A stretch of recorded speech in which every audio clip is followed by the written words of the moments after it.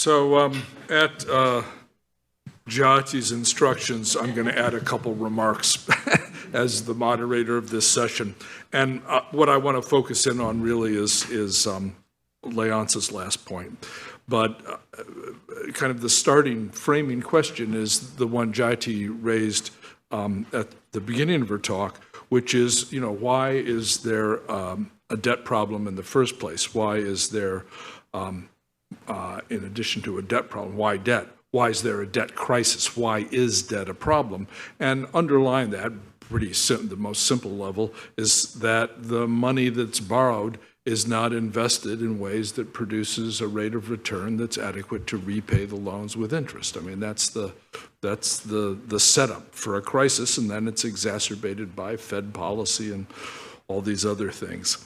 And one of the reasons why so often the borrowing fails to produce a rate of return that avoids a crisis is precisely this issue that Leonce was referring to, that a lot of the money doesn't actually go into productive investment, and instead a lot of it is diverted into foreign assets held abroad in financial institutions or real estate or other assets clandestinely. Leaves the country without being reported to the financial authorities and is held abroad without being reported, and often held in secrecy jurisdictions, of which here we're talking not just about Caribbean islands, but we're talking about the United States and Britain, among others.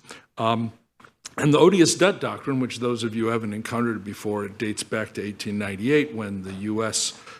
Inherited or was possibly going to inherit the debts that had been contracted by Cuba after the Spanish-American War.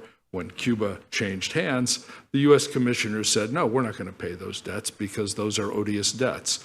They were contracted without the consent of the Cuban people and were used in ways that did not benefit the Cuban people. Those were the two original criteria for defining a debt as odious. A third one has often been added, which makes it a little more stringent, which is that the creditors knew or should have known that those first two were the case, that the process was one that did not involve consent and the effect was one that did not involve benefit. And so under the doctrine of odious debt, which is rarely actually implemented these days, the idea is that countries could selectively repudiate or disengage from debts which are shown to be odious. And when a lot of the debt is odious, one can argue that the burden of proof to show that the money was not transferred abroad in an illicit fashion lies upon the creditors to demonstrate that these are legitimate debts. The benefits, if this kind of policy could be implemented, would include not only reducing debt service and freeing countries from the drain on their resources in the short run, but also in the longer run, starting to correct the perverse incentives in the international financial architecture by encouraging creditors to do due diligence and to make sure that their loans are actually used for the nominally intended purposes. It's something that could be helped along by something that Richard referred to earlier today, which is the notion of debtors' clubs. There are creditor clubs, the Paris Club, the London Club, and so on. Debtors' clubs would be a kind of organization on the other side. It's sort of like you got employers' organizations, you got labor organizations, same kind of thing. The notion of a debtors' strike that Richard mentioned, that I guess Jamie Galbraith has been talking about, is one thing debtors' clubs could do, but another thing they could do is actually put in place mechanisms and principles for auditing debts to determine which ones are odious and for agreeing as a group that odious debts will not be repaid. Here we're not talking exactly about a haircut. What we're really talking about is closer to surgery. We're talking about excising out from the debt stock malignant parts of it, not just a haircut across the board, which again helps to correct the underlying incentive problems that have led to the mess in the first place. So I'll stop there. We're opening it up to questions. Lindsay is going to pass around the microphone as usual. Let me thank you for doing that. And over to all of you. Yeah. Hi, Hassan from Trinity College. Thanks a lot for wonderful presentations. I mean, my question is related to Jayatis and Leon's points. And, you know, Jayat is rightly arguing that, okay, this integration is not working for developing countries, and then it is basically this unequal world order is the cause of that stress. So it is better to withdraw. And then Leons is also, you know, just saying that overall South African countries have been sending all these things. Maybe it is high time to pay back for the advanced countries, right? I fully agree with this, but I guess my question is, suppose that right now we are withdrawing from the system, and then given this still existing world order, how developing countries will be able to pay their, you know, import needs, because we will still have, you know, balance of payment needs related, you know, foreign exchange needs. So I wonder how both of you are approaching to this. What are possible solutions, given the fact that we agree on the fact that, you know, withdrawal would be a good idea?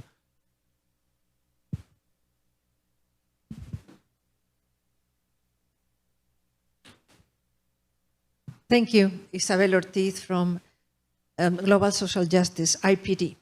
And I have two questions. One is to Leonce. Thank you for the very excellent presentation.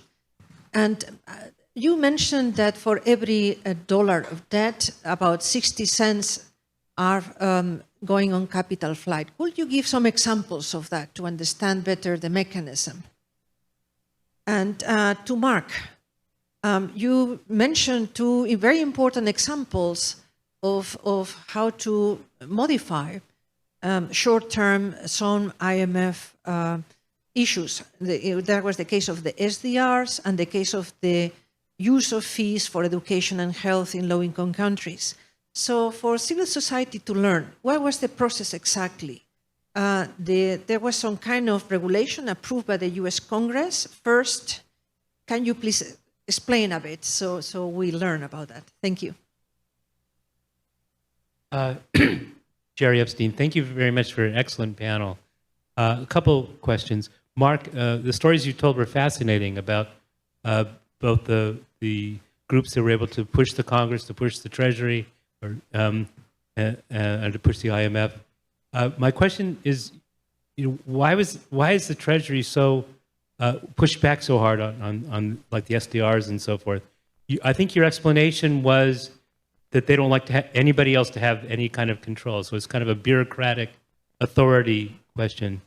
But were there other things involved also, protecting U.S. financial institutions or multinational financial institutions that motivate the Treasury in these areas? So that was my question to you. A question to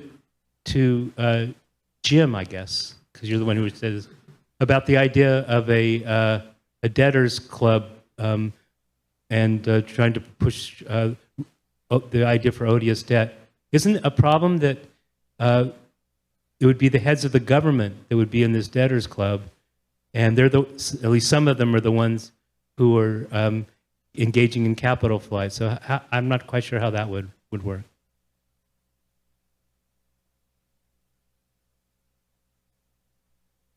Shovik from PERI. My first question is to Jayati. You mentioned about power, and recently you, Angus Dayton, Alessandro, many people have been writing in about power and how it is influencing this whole discourse of discussion in the economics discipline.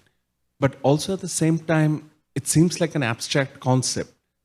My question is, how do you actually be able to establish it at a time when the discipline is slowly moving towards or emphasizing more on data and some form of an analysis in that regard?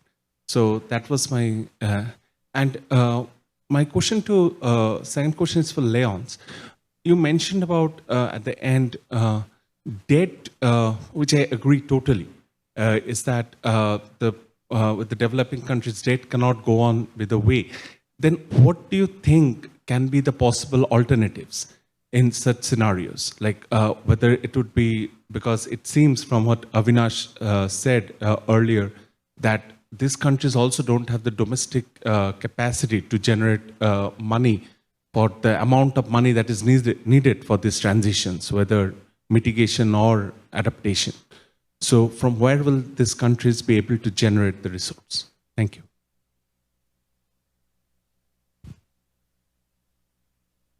Hey, I'm so sorry. I had to go to a Zoom call, so I missed everyone but Leonce. So I've only got a question for Leonce, which is great. And now I know why you came from this. You asked the question to us in the last one about your pink line here. Increasing external borrowing is not a good solution to alleviate balance of payment stress. I just wonder about that. Is it really the scale, or is it more just the composition and the technique of it? Right. It's not that if to go to what Jim said, if it went to productive use and didn't go for capital flight, it wouldn't necessarily be so bad, right? If the interest rate is low and it's going to go to productive growth and not seep out all over the place, then why? I guess my question to you is, why would it be so bad? And does it mean, is the message here to just stay away from capital markets, or is it to regulate capital markets and to put more of the blame back at the IMF? All the countries that you folks are concerned about, they write it into the contract that you can't regulate the illicit flows or the speculative flows, and so therefore it goes into illicit speculative activity, and it doesn't go into any of the productive investment. And it also speaks to when, with all this public money that we talk about, it's so fungible that you can use what's supposed to be for a clean energy power plant. You can use it to pay Standard Charter and salaries. We just did a Chatham House rules with all of the countries that just got the RST, the Resilience and Sustainability Trust, which is supposed to be long-run finance to alleviate longer-run balance of payments problems relative to climate change. And all that money has been so gone to Standard Charter and to salaries. That's what they all told us. We can't tell you the names, but that's what they all said. And so isn't this a rules thing, right? If we could get better rules to manage our capital accounts and better investment opportunities and less fungibility, wouldn't we still want some external funding, especially in your region? Because there's a great paper by Homi Karas and Charlotte Rivard, which shows that unfortunately there's really no ability for the majority of the countries to do much on domestic resource mobilization in the next 5 to 7 years, and so you need something to unlock it.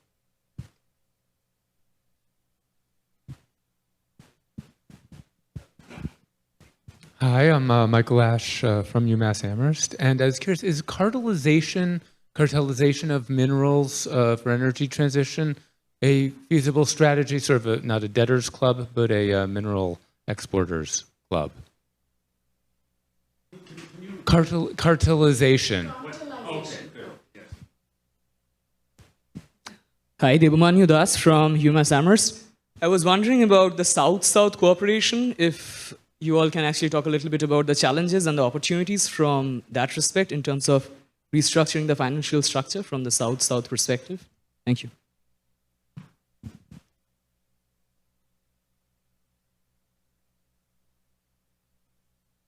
Can I start, because I have some questions for the rest of the panel? What? How does that yeah. Yes, absolutely. But yeah, definitely on the same side. But okay, I'm going to just begin by answering some of the questions, but I have some questions for my fellow panelists as well. So I'm cheating, taking this opportunity. Hassan, if we withdraw from global capital markets, how do you cover your... I mean, at the moment, it's a negative thing, right? You are losing money from the capital markets. This is the official part, not just the illicit part. Licitly, you are actually getting a negative outflow. So you will gain, not just this year, next year, you will gain till 2030 in terms of foreign exchange. So you will actually have more money to cover your imports. In that, I mean, from the licit part. And then, of course, if we get into the illicit part, then according to Leonce, just in Africa, you'll have 60 billion more per year or something. So it's, this is the kind of fear psychosis that is always presented, that, oh God, if you're excluded from capital markets, there's, hell to pay, that's the end of the world, blah, blah, blah. I don't know, I mean, there are so many Argentines in this room, I hesitate, but in the period when Argentina was excluded from the capital markets, they were actually doing better as an economy, right? Kenya also, so there you go. Yeah. Yeah. Shobik, how do you establish power with data? So, how is power expressed? It's expressed in many different ways. Through the rules that Kevin was talking about, why are there these particular global rules that operate in such an unfair way? Okay? And, I mean, the laws, Katharina Pistor's whole discussion about how capitalism is all about the legal codes, really, and how are those codes generated, and what do those codes imply, and how do they work out? And so it's not just in terms of global treaties, or it's not just in terms of the lack of a sovereign debt mechanism, but it's the way the debt workouts, not the workouts, but the debt negotiations play out, particularly in the City of London and in New York, for example, where most of the private debt is held. It's in the ways in which international tax treaties operate, and the bilateral investment treaties, which are deeply problematic.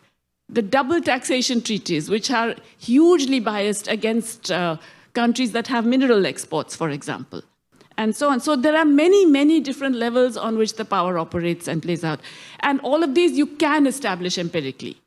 I mean, if you want to do a big time series with the panel data, etc., no. But that's not the way power works. It doesn't work with panel data. Power works in particular cases which can be identified. And it works at the global level in terms of framing the rules, institutions, and laws that enable those. So, for example, Leonce mentioned the takers. And the takers are dominantly in the US and UK. So how come there are takers in the US and UK? It is because of a system of laws, regulations, and tax structures that enable all of those Goldman Sachs and other consultancies and etc. to advise these companies and high net worth individuals how to stash your money, where to stash it, etc., etc. So that's how power works, right? And so yes, you could establish this empirically in specific instances, and I think even at a larger level, if you want, if actually you wanted to get into that kind of research.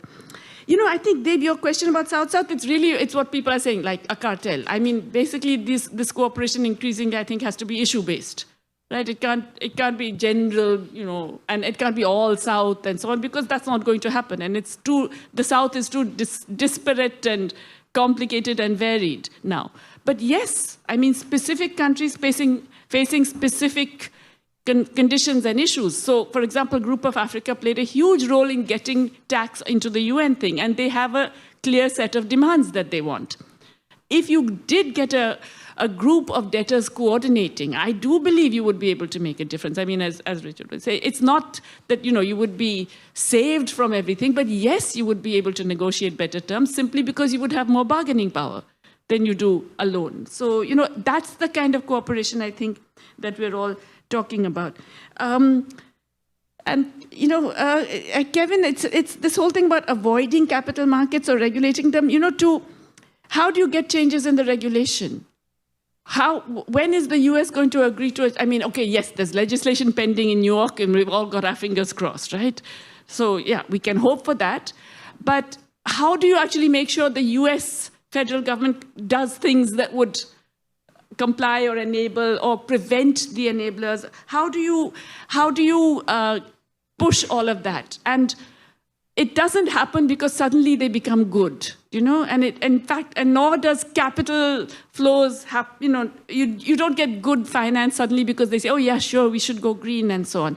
So I think the way to get the regulation is also to push governments that can do that regulation to agree to it.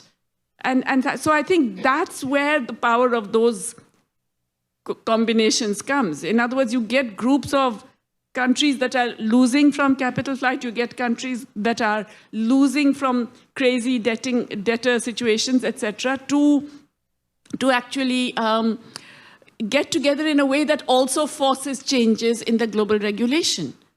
I mean, Leonce and I are part of a group, it's called ICRICT. Yeah, so that to me, I mean, that would be seen as withdrawal, right? The minute you get capital controls, that's a withdrawal from the open capital markets. So that's precisely it. Yeah. That's the way you do it. You do it through national things that actually prevent that kind of mobile capital coming in. And again, that's easier to do if you're doing it together. Okay, Vietnam is a special case, but it's harder. So, not? Yeah, okay.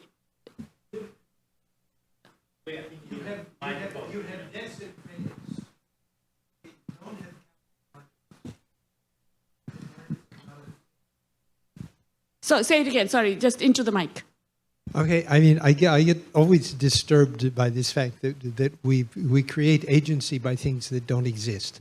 Okay, there's not a thing which is the global capital market. There's not a thing which is global. There are open capital markets, and suddenly the capital sloshes in and it sloshes out. Okay, we have debits and credits. We have borrowers and lenders. We have financial institutions. Yes. Those financial institutions have incentives, and those incentives lead them to do things. Borrowers have incentives that lead them to do things. And if you say to a borrower, an underdeveloped country that is a borrower and is facing conditions in which it can't meet its food sustainability, what do? They have to go and they have to borrow. It's not a thing that they can exit. Okay, so this gets, I mean, as I say, I get a little bit disturbed by these very facile discussions about, okay, we can go into these capital markets. Global capital markets for most people are basically like Hotel California, okay? They're like the mafia. You can't get out. The way you get out is you develop your own financial system. If you have your own financial system, then you're fine. The U.S. Treasury and the U.S. government every 10 years produces a document. And that document does what? It says, what is U.S. policy in order to ensure that U.S. financial institutions control all global lending and can work through the WTO, through all sorts of things, in order to be able to be the dominant lenders. Why? Because nobody else has anything that can compete with them. So it's not this thing that it's the capital market that is causing these problems. It's the domestic policies that are set up. But Jan, you're saying exactly what I've been saying. I know, and this is what I'm telling you, Jayati, is only when you got the end of your story that you got to the main point. But the beginning business about these the global capital markets are doing this or doing that. Okay, fine. I agree. But I completely agree with you. It's creditors, people who are controlling the financial flows, et cetera, the agency.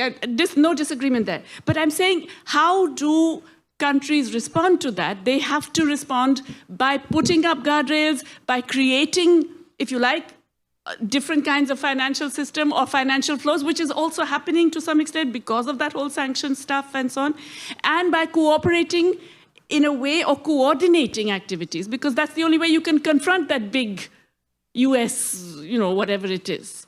So yeah, I think we're on the same page on this one. Yeah, but okay, now I can ask my questions to my. So Leonce, I'm wondering whether any difference has been made by the country-by-country exchange of banking information. Has any African country used that? Because that is really a very good potential way of, I know that in Colombia they have introduced capital taxes on wealth based on that country-by-country banking information with a global minimum tax of 2%, in fact, and so on. So this is one question I had. This is to Jim. Jim, this odious debt concept, when you were talking about it, it struck me. Can Ponzi borrowing be called odious debt? So Sri Lanka, 2014 has all this debt it cannot repay to its financial institutions, to the IMF and the World Bank. So it enters the bond market with IMF support, with Davos support, and it issues bonds in dollars to repay. All of that money effectively is repaying the financial institutions. Is that odious borrowing? And to me, that sounds like odious debt, in a way, aided and abetted by the IMF, which was a big supporter of that entry into the bond market. So just asking you whether that would also qualify? And then would that be also then a fit case for repudiation? Because, you know, the way you described it, it sounds like plausible. To Mark, you know, I'm completely stunned by your very favorable representation of the U.S. Congress. So maybe I have a different experience, but I do remember testifying before the House Financial Services Committee, and for once in my life, I found myself defending the IMF from these crazy Republicans who are, who were out to get Kristalina, of course, but, you know, they were saying all these things about IMF just lending to all these crazy countries, all these, you know, basically what Trump would call shithole nations and so on. I mean, they were really the other way. And let's not get too optimistic about what November will bring. I'm sorry, I mean, I'd hate to, you know, kind of, but really? You want to put faith in the US Congress against the US Treasury? I'm just asking. Okay, maybe I don't know enough. And finally, I guess also to Ishak, you know, yes, but you know, you had this one little giveaway point. I mean, I see the point that, you know, if you can't get the repudiation, etc., a rescheduling is, as you call it, a bridge finance, right, for the problem. But then you said, and then go for new sources of finance. But then where will those new sources of finance come from? I mean, to personalize it, as Jan was saying, you know, creditors, private creditors are not these good guys who are going to give these new sources of finance. So where are those? Yeah. Okay, sorry. Why don't you pass it on to another member of the panel, whoever wants to go next? Yeah, I mean, okay, I don't know where the good lenders are, but I know that there are, you know, lots of capital in the north and very little in the south, and high rates of return in the south. So I'm still old school, thinking that capital should move from the north to the south, and that we need, and that we need to find the way to make it flow. I also remember that for the past 20 years before 2019, we had flows going to the south and convergence, and Africa grew on average at 5% a year. And now we got lots of shocks, and the financial safety net is totally inadequate, and the vaccines didn't go. So there's clearly a lot of grievances, lots of things to fix in terms of the downturn, but we shouldn't forget that, you know, things need to change. We also, it seems to me, forget sometimes when we speak that Africa has changed a whole lot. It's not like an eternal story and Sisyphe taking the stone that will fall back and we repeat the same story all the time. I mean, Africa today is not what it was in the 80s. The public debt, half of the public debt is domestic. During HIPC, there was no domestic debt. These markets didn't exist. The private sector barely existed. So there has been enormous progress. It's not the same place anymore. So we are facing now, you know, very, very problematic future, especially in terms of the climate. And perhaps also, you know, is the world growing? What are the new sources of growth? These are questions as well. But on climate, I mean, if we go back to Danny's presentation in the morning, there was this little circle here, what happens to developing countries. It's scary because, you know, we may end up with something like climate colonialism. You know, keep them poor, let's pay all governments so that they don't let anybody migrate, you know, like is starting to happen in the south of Europe, right?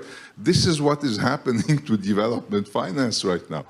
So to say we have very different aspiration, and instead of going down, we want to go up. We want to think development. There are opportunities. We could potentially find good lenders, you know, maybe not this class of bondholders that are so myopic. All they want is to squeeze some money next year from the IMF, and they don't care about the country. But, you know, longer term, you know, pension funds that are owned by people that care. That maybe this is an empty dream, and maybe the trillion that we're talking about, of which 500 needs to come from the private sector, is an empty dream, and maybe we end up separating. But it seems to me it's too early to move that route, and we got to explore ways to move funds from the north to the south to green development, get back into a catching up convergence mode, and go for the good way of solving the climate crisis, right, through cooperation, as opposed to a divided world with a pariah global south that is not allowed to pollute by force by staying poor. Okay, let me answer Jayati. That was just, I think, a misunderstanding. When I said the House of Representatives passed the 2.8 trillion twice, that was the Democrats. And it wasn't just the Democrat, it was the Progressive Caucus that led it. And that's 100 members, but you know, the leadership understands this perfectly and was really worked for it too. And so that's who's progressive in the Congress and really cares about that. And I think that there were a lot of senators too. I mean, the 50 senators Democrats would have gone for this if it, if it got to the floor. And you have to remember, for the SDRs, this is, and this goes to Jerry's stuff too. This has, I should have emphasized this. This has zero cost to the U.S. Government or any government. Okay, and that's one of the great things about it too. I mean, it's making the IMF into something. I mean, not the whole IMF. The rest of it is still doing lots of damage in the world, but it's making this part of the IMF something like what it was intended to be by Keynes and people at that time. I think what they wanted. I mean, and I think that's understood as well. I don't have any illusions about this. Like I said, I've been working on this for 25 years. I'm not thinking that because they do this, everything's going to change. But there is one, if you want to have a theory of change that includes trying to change these institutions as much as possible while they're still around, okay? Because the real change is going to come when they're replaced, by other institutions. But if you want to have a theory of change there, I can tell you that, is this just hopey, changey stuff here? Sorry if people want to be depressed. But I think that, you can see that if we win this again this year, okay, and it's not going to be with the House this time because it's a Republican House, but it can still be won. And if we win it again, it builds a constituency there that wants this. And it's a big thing too, because it also reduces the difference between the developing countries and the rich countries. And when there's a world recession or a downturn, the rich countries get to do, like we did, 10 trillion of quantitative easing, 15% of GDP budget deficit in 2020, 10% in 21, and they can't do any of this. Okay, so this is an equalizing thing in terms of macroeconomic policy, and so there's people there that understand it. Now, the one thing I'll tell you is that there's a World Trade Organization, okay, where you had for the last 20 years. You had a coalition, or I should say, organizations and governments that worked together, and they blocked most of the agenda of the WTO, which was the rules were literally written by corporations. Okay, that wasn't a Bretton Woods institution, and so, which is worse in some ways, but nonetheless, so. That's what could happen at the IMF. I'm not saying it will happen, but I can easily imagine that it could get to the stage where this becomes institutionalized. And and the other thing, Wall Street. Wall Street was for this. Okay, I'm not going to mention, but they're two of the biggest financial corporations in the world. I talked to them because I wanted them to lobby for it, okay? Because it was pretty easy. You just had to look at their holdings, and you could see they had a lot of sovereign debt. And that sovereign debt becomes more valuable, and the risk of default goes down. And they understood this perfectly. And the only problem was kind of a misaligned incentives, okay? Their bosses had other priorities, and they didn't want to offend Treasury. And so they didn't do it, but they wanted it to happen. I promise you that. And so that's the difference, okay? Because a lot of other things, you know, it really is, a lot of what we see is driven by corporate power and corporations. But I can tell you, you know, we work on Latin America, and you look at, you know, you can follow 7 or 8 countries where the U.S. tried to overthrow the government, or actually did, you know, 2018, the DOJ helped put Lula in jail so he couldn't run for president. I could go through them all. And, you know, none of those were really driven by corporations at all. It was really power. It was about power, and that's what this is, I think, is really about in terms of Treasury. They have this enormous power, and they don't want it eroded by countries getting money that have no conditions and no debt. And so that's where the South-South cooperation comes in too, I think, because if you start to, I can see it already happening, you know, as these SDR issuances they became enormously large, and they have possibility for more. It can get more like what you had at the WTO, where they really defeated most of their agenda.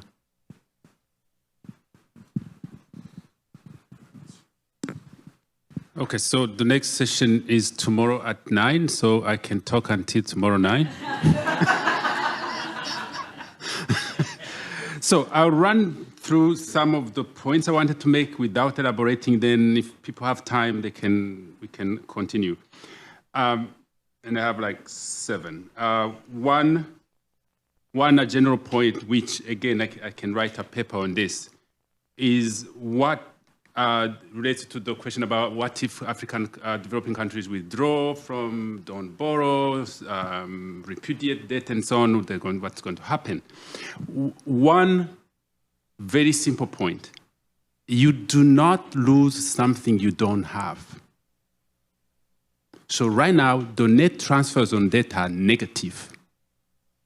So if Africa stops borrowing, they stop having negative net transfers. That's one. Second, the notion that countries are going to be blackmailed and all that, blocked out from markets, is actually an empty threat. There are historical examples in our book. The first one I don't know if the first one. We talk about the case of Ecuador, which at one point Ecuador resisted paying debt, and there was they required a debt audit of an audit of the debt that had been lent to the country, and the ones that were not proven to have been used were repudiated. So there are countries that have done that. Also on the donor side, there's actually potential support. Norway, for example, has established a process of auditing their own loans, and when they find that the loans haven't been used, those loans are written out. So you can build a coalition of people, of countries that could support that country. The other point, which again is long, is to really dispel the notion that there are no alternatives. One, African capacity for mobilizing domestic resources is way, way underestimated. Yesterday, I had a long conversation with an expert on Ethiopia who has participated in the setting up of revenue authorities in Burundi, in Rwanda. He's working with the government of Ethiopia. Systematically, when these kinds of reforms have been done, revenue has increased. The challenge is how to continue to perpetuate that in countries that have been able to maintain good governance. You keep seeing an increase in revenue. Rwanda going from 8% tax GDP to 17-18%. Mining is a big source of potential source of revenue, but right now with the current arrangement that the countries are signed with mining companies, it won't happen. So there needs a change in terms of the mode of governance of minerals. Go to Botswana. It's a very good example of when the government changes the mode of government to become a shareholder in De Beers Global, then Botswana leverages any increase in the value of diamonds, their own or in other people's. You create jobs, you create value, you create foreign exchange coming into the country. Again, this is a point where this is a place where I want to again revisit the point I made today about this idea of moving to service-led growth. I don't believe it. Industrialization is what will allow you to promote exports.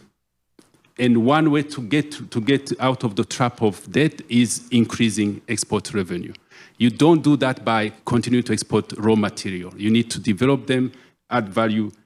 In the other, in terms of changing the way the global system is monopolized, is to think about regional development financing agencies.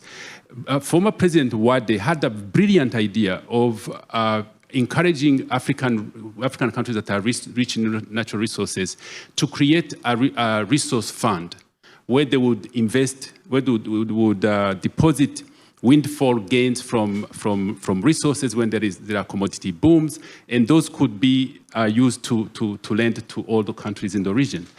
I participated in two of the conversations. Conceptually makes a lot of sense. The only thing is political will to do it.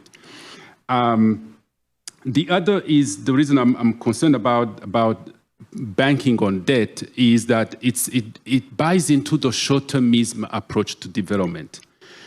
I wear two hats. I'm an academic, but I also participate in policy work a lot. I'm leaving tomorrow to go to Burundi to facilitate a donor dialogue for Burundi. My concern is that the focus is on trying to create short-term environment, these kinds of reforms, reform this, reform that, and then we'll give you more money. But your financing capacity have not changed. And people don't have the courage to take on the bigger, more complicated challenges of how do you develop value chain development in agriculture, in mining, in a country, so that it can be independent of the global debt mechanisms. Mechanism for how borrowed money ends up financing capital flight, many ways. One is a phenomenon that we call the revolving door, where a government official has gone to borrow money for the country, money turns back, it deposits in their own account. Kickbacks on debt-funded loans. Here I'm going to give an anecdote that Jim and I give when we present this. So an African, I say African, it could be from another developing country, region. Minister of Finance goes to our mission in Europe, and then after the meetings, his colleagues, counterpart Minister of Finance invites him to his house, and he's impressed by the beauty of the house. I say, how do you buy a house this big as in the salary of a minister? He's thinking my salary in Africa. He says, okay. He pulled the curtain. He says, do you see the highway over there? And he says, yeah, I see the highway, 10%. So the African minister has clearly understood. So he had negotiated a loan to build a dam in his own country for power generation. He goes, and of course, I don't know what he did, but he builds a huge mansion in his village and in the city. So when his colleague comes 2 years later to visit him, he takes him for dinner at home. He says, you told me you have a small salary, you don't build, what? How did you build this? Gold everywhere. He says, okay, let me show you. Do you see the dam over there? And the minister says, where's the dam? I don't see it. And he says, 100%. That's what happens. And sometimes the politicians just order the central bank to wire money to their own private account. When you think about, we take individual stories, say Zambia now, okay? I'm working on Zambia. Zambia was the first country to declare debt default during the after COVID. It's one of the leading, Huh? It's one of the countries with number 9 in the world in terms of copper reserves, but has massive amount of. What has happened is that when you look at the debt profile for Ghana, for Zambia, it shows what's wrong with the with the current financial arrangements. One, they have increased the share of debt that's not concessional, non-concessional lending. Because again, banking on the mineral exports, they thought they were going to be able to repay those loans. Second, an increasing proportion of dollar-denominated loans. During the past years, we have seen the dollar appreciating against the other currencies. So basically, for each dollar that they borrow, it costs more, it's harder to repay, and that's the story. At the same time, they have gone through copper booms, many of them that haven't generated anything. Why? Because it's monopolized, dominated by the foreign companies. The investments, that's another aspect that economists haven't paid attention to when you talk about financing and debt. Over 40% of the FDI that comes into the copper sector in Ghana is debt. It's not equity, it's debt. What's the implication? Two implications. One, when the companies sell the copper, they have to keep the foreign exchange to repay the loans. Second, they deduct interest payments on the taxable corporate profit. What's left for Zambia? No tax, no foreign exchange. So when people say there are no alternatives, I don't believe it. You just have to change the model, because under the current model, it does not matter how much copper Zambia exports. They will be indebted. Okay, well, I think we should move to wrapping this up, but since a couple questions were popped at me, I'll finish with those and then close. On odious debt, yeah, Jerry's point is, of course, right, that you don't expect governments that are themselves run by kleptocrats to be getting together to organize debt audits. No, the group of countries that might get together to organize debt audits would be, and create mechanisms and institutions for doing this, would almost undoubtedly be successor regimes that had come to power after a period of debt had been run up, when debt coupled with impoverishment of the people. It would be a way to try to legitimize the process of selective repudiation and minimize the odds of retaliation. Your point about Ponzi debt, yes, I think, in a debt audit process, that would be certainly a legitimate thing to look into, is what are the debts that are being refinanced in this way. The argument would be to the creditors, you want the money? Go find the people who got the money from the loan to begin with. Last thing I'll mention, since you brought up this idea of how would you get good regulation in the United States. I mean, you were in the specific context of the House of Representatives, but I think it's important to disaggregate among people in the United States as it is among people in the global South, and to recognize that the same processes that produce capital flight not only operate to the detriment of many people in the global South, but also to the detriment of many people here in the global North. And this is something that Leonce and I discuss in that latest book on the trail of capital flight from Africa. So you have a whole set of what we call blowback effects, effects that happen in the countries that are on the receiving end of capital flight. And those would include the distortion of real estate markets, particularly urban real estate markets, particularly in world metropolitan cities like New York or Miami or London or Paris, where the purchase of high-end real estate by offshore shell companies, the beneficial owners of which are not even disclosed, has enormous trickle-down effects on real estate prices and contributes to the problem of unaffordable housing and people who work in the cities not being able to live in the cities. Danny mentioned the erosion of the middle class as an issue. It is an issue, and this is a part of that issue, right?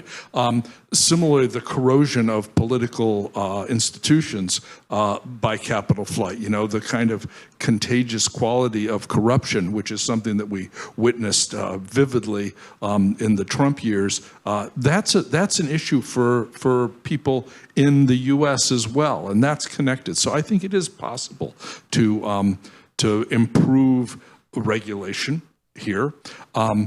I think it might be possible, as Isak is arguing, to find good creditors, green bonds, you know, sources of finance that aren't, you know, don't want to engage in these corrupt, myopic activities. But I think it's also important to have the goal of decreasing engagement with the bad actors in the international financial system, right? And charting a more autonomous path, which is the kind of thing that Leonce and you have talked about, Jyoti, Kevin was talking about as well. I don't see these things as all mutually exclusive. They're different paths all towards addressing maladies that are currently untreated. And it may not be that there's just one magic solution, you know, one remedy. There could be multiple remedies. And that's why I think it's really important to have conferences like this and panels like this one, where a whole bunch of different ideas get put on the table and discussed and criticized and, you know, explored, because there's a problem here. That much we agree on. And figuring out this, if we could come up with a solution, we'd be, you know, I don't know. It takes work to get there. But I think things like, you know, events like this are part of that process of getting there. So I want to thank the panel for a great set of presentations. I want to thank the audience I want to thank all of you in the audience for great questions, and remind you that there is a reward downstairs in the atrium. There's a reception where there will be, I imagine, some libations, etc. So please go help yourself and do the other real work, which is talking to each other.